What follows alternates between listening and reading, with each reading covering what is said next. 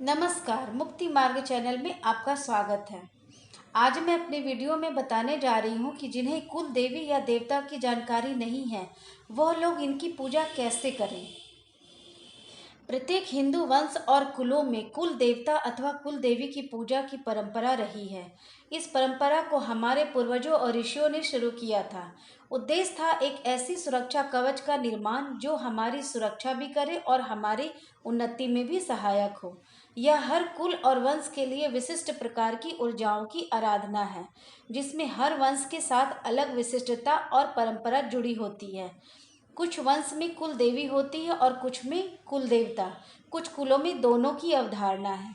आज के समय में अधिकतर हिंदू परिवारों में लोग कुल देवी और कुल देवता को भूल चुके हैं, जिसके कारण उनका सुरक्षा चक्र हट चुका है और उन तक विभिन्न बाधाएं बिना किसी रोक टोक के पहुंच रही है। परिणाम स्वरूप बहुत से परिवार परेशान हैं। इनमें स्थान परिवर्तन करने वाले अधिक हैं। जैसे जो लोग आज़ादी के बाद पाकिस्तान से आए उनको पता नहीं है, जो विदेशों में बस गए उनको पता नहीं है, जिन्होंने किसी कारण धर्म अथवा संप्रदाय बदल दिया उन्हें पता नहीं है। बहुत से सिख और जैन में भी यह समस्या देखी गई है और जिनके पूर्वज हिंदू हुआ करते थे और कुल देवता की पूजा होती रहती थी, उनके यहाँ पहले पर बाद में बंद हो गई। ऐसे कुछ परिवार आज विभिन्न बाधाओं से परेशान हैं, पर आज की पीढ़ी को कुल देवता देवी का पता ही नहीं है। वह अक्सर पूछते रहते हैं कि आखिर वे अब करें तो क्या करें। इस पद्धति की वैज्ञानिकता, परंपरा के तालमेल और ऊर्जा प्रकृति को समझें और अनुसरण कर लाभ उठाएं। जो लोग किन्हीं कारणों से अपने कुल देवता या देवी को भूल चुके हैं या जानकारी नहीं है, ऐसे लोगों के लिए मैं यह पूजा साधना बताने जा रही हूँ, जिसके माध्यम से आप अपनी कुल देवी या देवता की कमी को पूरा कर सकते हैं और एक सुरक्षा चक्र का निर्माण आपके परिवार के आसपास हो जाएगा।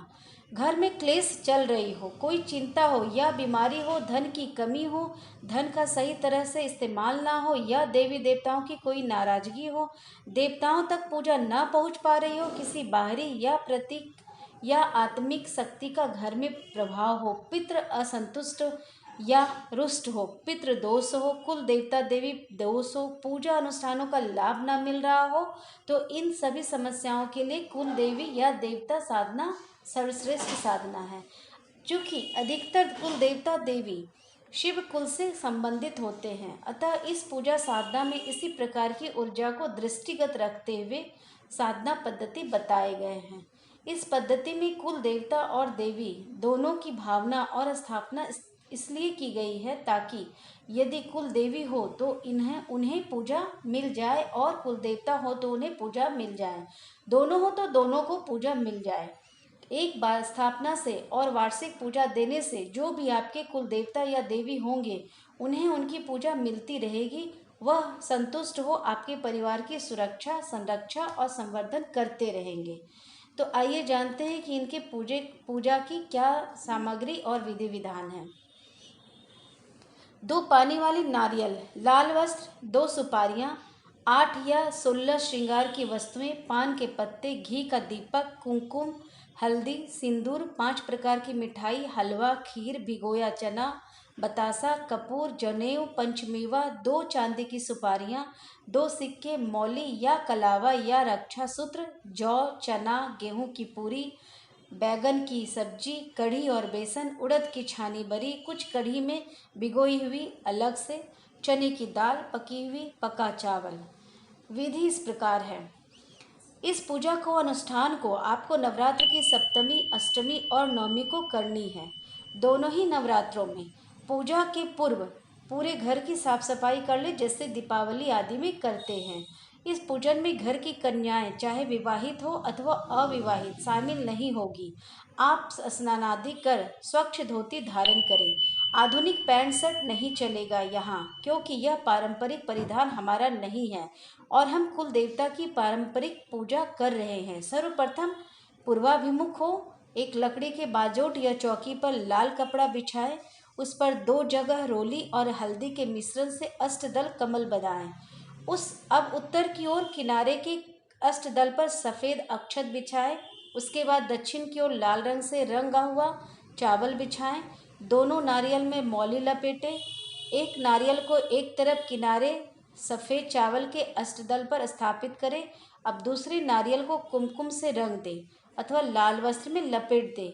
फिर इस पर मौली बांधे। इस नारियल को पहले वाले नारियल के बाईं ओर लाल अष्टदल पर स्थापित करें। प्रथम बिना रंगे नारियल के सामने एक छोटा लाल कपड़े का टुकड़ा और उस पर एक पान का पत्ता, और दूसरे नारियल के सामने एक छोटा लाल कपड़े का टुकड़ा आसान रूप में, और फिर उस पर एक पान का पत्ता रख दे। अब दोनों पान पत्तों पर एक एक सिक्का रखें। फिर सिक्कों पर एक एक चांदी की सुपारियां रखें। प्रथम नारियल के सामने के एक पत्ते पर की चांदी की सुपारी पर मौली लपेट कर रखें। इस प्रकार की सुपारी दिखती रहे, यह आपके कुल देवता होंगे, ऐसी भावना रखें। दूसरे नारियल और उनके सामने के पत्ते पर आपकी कुल देवी की स्थापना है। इनके सामने की चांदी की सुपारी को पूरी तरह मौली से लपेट दें। अब इन सबके सामने एक दीपक स्थापित कर दीजिए। अब गुरु पूजन और गणपति पूजन संपन्न कीजिए। चाहे तो गुरु का ध्यान पूजन और गणपति का ध्यान पूजन साथ भी कर सकते हैं। अब दोनों नारियल और सुपारियों की चावल, कुमकुम, हल्दी, सिंदूर, जल, पुष्प, धूप और दीप से पूजा कीजिए। जहाँ कुमकुम से रंगा नारियल है अथवा लाल कपड़े से ढका नारियल है, वहाँ कुमकुम, सिंदूर और श्रृंगार सामग्रियाँ चढ़ेगी। बिना रंगे नारियल पर सिंदूर न चढ़ाएं, हल्दी रोली चढ़ा सकते हैं। यहाँ जनेऊ चढ़ाएं, जबकि दूसरी जगह जनेऊ न चढ़ाएं। इस प्रकार से पूजा करनी है। अब 5 प्रकार की मिठाइयाँ इनके सामने अर्पित करें। घर में बनी पूरी, हलवा, खीर, कढ़ी, बैगन की सब्जी, चावल, चने की दाल आदि इन्हें अर्पित करें। चना बतासा चढ़ाएं, आरती करें। पूजा साधना समाप्ति के बाद प्रसाद परिवार में ही बांटना है, किसी भी बाहरी को नहीं देना है जो आपसे रक्त संबंध न रखता हो। श्रृंगार पूजा में कुल देवी की उपस्थिति की भावना करते हुए श्रृंगार सामग्री लाल नारियल के सामने चढ़ा दे और माँ को स्वीकार करने की विनती कीजिए। इसके बाद हाथ जोड़कर इनसे अपने परिवार से हुई भूलों आदि के लिए क्षमा मांगे और प्रार्थना करें कि हे प्रभु, हे देवी, हे मेरे कुल देवता या कुल देवी, आप जो भी हो, हम आपको भूल चुके हैं, किंतु हम पुनः आपको आमंत्रित कर रहे हैं और पूजा दे रहे हैं। आप इसे स्वीकार करें, हमारे कुल परिवार की रक्षा करें। हम स्थान, समय, पद्धति आदि भूल चुके हैं, अतः जितना समझ आता है उस अनुसार आपको पूजा प्रदान कर रहे हैं। इसे स्वीकार कर हमारे कुल पर कृपा करें। यह पूजा नवरात्र की सप्तमी, अष्टमी और नवमी 3 तिथियों में करें। इन 3 दिनों तक रोज इन्हें पूजा दें, जबकि स्थापना सप्तमी को एक ही दिन होगी। अन्य दिनों में मात्र पूजा होगी। प्रतिदिन आरती करें, प्रसाद घर में ही वितरित करें, बाहरी को न दें। प्रसाद तब तक न उठाएं जब तक दीपक न बुझ जाए। सामान्यतया पारंपरिक रूप से कुल देवता देवी की पूजा में घर की कुंवारी कन्याओं को शामिल नहीं किया जाता और उन्हें दीपक देखने तक की मनाही होती है, किंतु इस पद्धति में जबकि पूजा 3 दिन चलेगी, कन्याएं शामिल हो सकती है जो कि अविवाहित हों। विवाहित कन्याएं शामिल नहीं होगी क्योंकि उनका गोत्र बदल चुका होता है। वैसे यहाँ जब तक दीपक जले कम से कम तब तक कन्या इसे ना देखे तो ही बेहतर होगा। कन्या अपने ससुराल जाकर वहाँ की रीति का पालन करें। इस पूजा में चाहे तो दुर्गा अथवा काली का मंत्र भी जप कर सकते हैं, किंतु साथ में तब शिव मंत्र का जप भी अवश्य करें, किंतु मंत्र जाप में कोई त्रुटि ना हो इसका ख्याल रखें। पूजा साधना समाप्ति के बाद सपरिवार आरती करें। इसके बाद क्षमा प्रार्थना करें। तत्पश्चात कुल देवता देवी से प्रार्थना करें कि आप हमारे कुल की रक्षा करें। हम अगले वर्ष या अगले नवरात्र में पुनः आपको पूजा देंगे। हमारी और परिवार की गलतियों को क्षमा करें। हम आपके बच्चे हैं।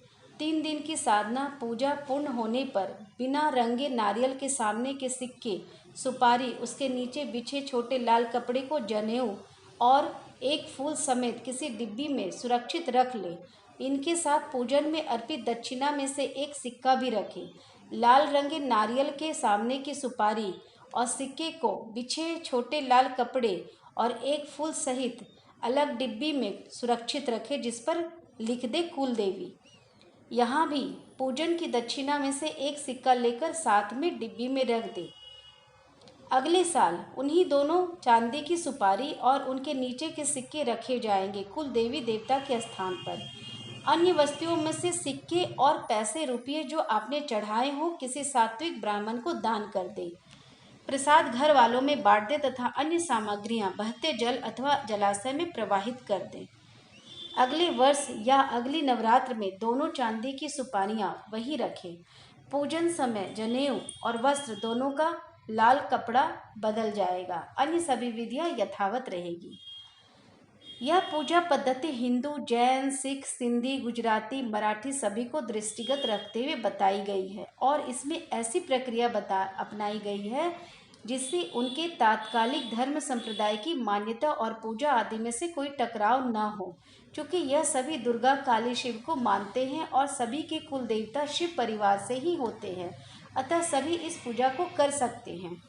यदि पूजा करने में या समझने में कोई दिक्कत हो तो किसी योग्य पंडित ब्राह्मण की मदद लें। एक बार अच्छे से समझकर पूजा करें और इसे हर साल जारी रखें। योगी का मार्गदर्शन आपकी सफलता में वृद्धि करेगा। चेतावनी लेकिन यह है कि जो पूजा पद्धति एक बार अपनाई जाएगी वह फिर कभी बदली नहीं जा सकती। विदेशी खाद्य पदार्थ का उपयोग कुल देवी देवता के पूजा में ना करें, अपितु जो भारतीय मूल की वनस्पतियां हैं उनका ही उपयोग करें। आप अपने स्थान पर पारंपरिक रूप से बन रहे मूल्य खाद्य पदार्थ यहाँ चढ़ाएं और तो बेहतर होगा। एक बार स्थापित किए हुए चांदी की सुपारियों के रूप में कुल देवी और देवता की ही मूल सिक्के के साथ हमेशा के लिए कुल देवी देवता का स्थान लेंगे। उन्हें नहीं बदला जा सकता, न इनके साथ के सिक्के को ही बदला जा सकता है। हर साल अलग से चढ़ाए दक्षिणा के रूप में के सिक्कों को अलग करके दान कर दें या सिक्कों को दान कर दें या मंदिर में चढ़ा दें। वस्त्र जो पिछले साल के हों उन्हें प्रवाहित कर दें। एक नए चढ़े आसन रूपी वस्त्र और जनेऊ आदि के साथ चढ़ा एक पुष्प भी पूजा समाप्ति के बाद अलग डिब्बी में रख दें देवता समेत। अगले साल वह वस्त्र, जनेऊ और पुष्प बदल जाएंगे। कोशिश पूरी करें कि घर की अविवाहित कन्याएं पूजा समय जलते हुए दीपक को न कुल देवता देवी को छुएं। दीपक बुझने पर प्रणाम कर सकती हैं। मैं अपनी वीडियो में किसी और जानकारी के साथ आऊँगी। मेरी वीडियो की दी हुई जानकारी अच्छी लगती हो तो सब्सक्राइब कर लें। मैं किसी और जानकारी के साथ आऊँगी, तब तक के लिए धन्यवाद, नमस्कार।